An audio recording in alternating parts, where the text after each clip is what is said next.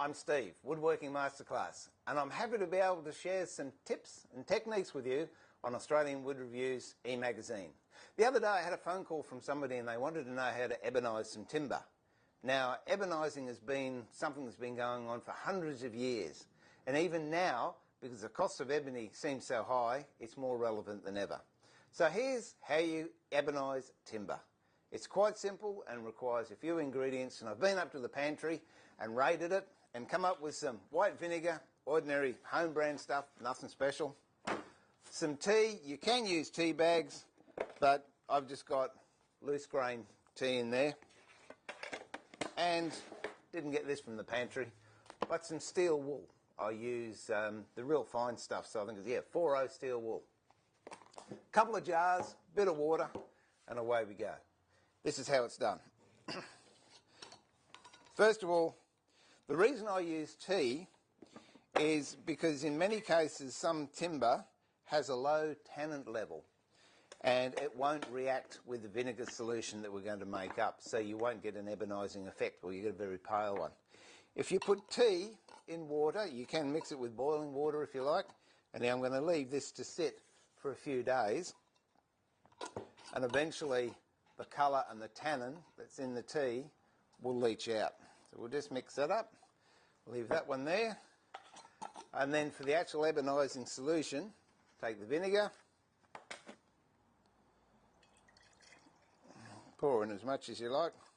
Also good if you've got some fish and chips handy, whack a bit on your fish and chips. Now, get a portion of steel wool, put it in with the vinegar. Actually, I might use a little bit more. But the finer the steel wool, the more easily it'll melt or dissolve. Okay, that's it.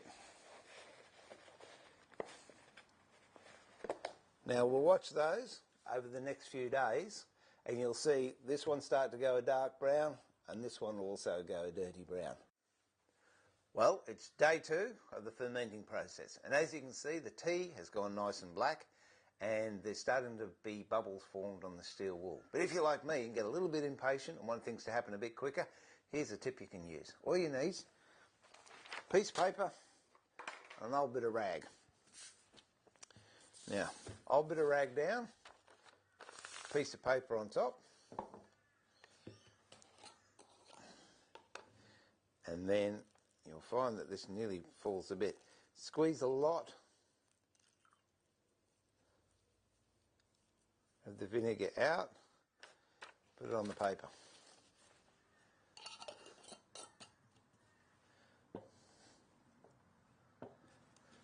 Now what that's going to do is it's now going to oxidise. The vinegar has totally wet the steel, and with the oxygen in the air it'll start to rust. When it starts to rust, it'll break down. It's almost in powder form, and then it dissolves and dilutes a lot quicker. So we'll see how we go in day 3. Well, it's day 3 of our ebonizing solution, and yesterday we took the steel wool out and let it oxidise, so when I start to crumble it back into the vinegar, it'll dissolve a lot quicker. We'll give the tea another bit of a swirl, and it'll get darker to increase the tannin content. As you can see, all the vinegar is soaked into the rag, so we can put that to one side, and we're just left with, let's move these out of the way, the steel wool. And if I touch that, it just disintegrates under my finger. So what we'll do now, take the top off the vinegar, peel the steel wool off, and if you can see what I'm doing, it just crushes down almost into nothing. Put the top on that, give it a bit of a shake,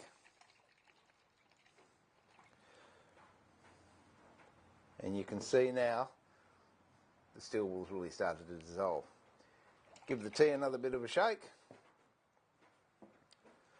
Well, I've had these bottles sitting here for about a week now, and as you can tell in a minute, nearly all the steel wool has melted, and also the tea. The tea's starting to get a bit of mould on the top of it, but that really doesn't matter. In fact, the tea you could make up when you're going to do ebonizing. You don't have to do it beforehand. But I thought I'd share the whole process with you anyway. Okay, so now we have to filter it out. All I use is just a coffee filter you can buy at the supermarkets. And I was going to get a funnel, and I couldn't find one, so I thought, oh well, a soft drink bottle will do. I'll just cut that about there, all the way around. Then you can throw it away anyway when you finish, because that's what you got out in the rubbish in the first place. Take the label off because we don't need that. Bob was sitting there looking all worried at me. Alright, so another jar, coffee filter, into the jar.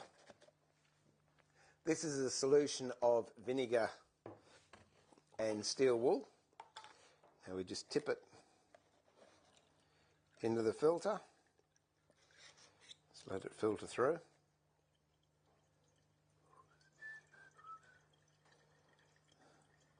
You don't really even have to do this if you don't want to, but it does get rid of any residue that the steel leaves in there and gives you a much cleaner ebonizing.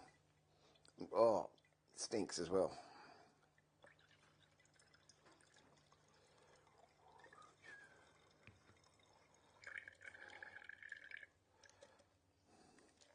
Okay, and then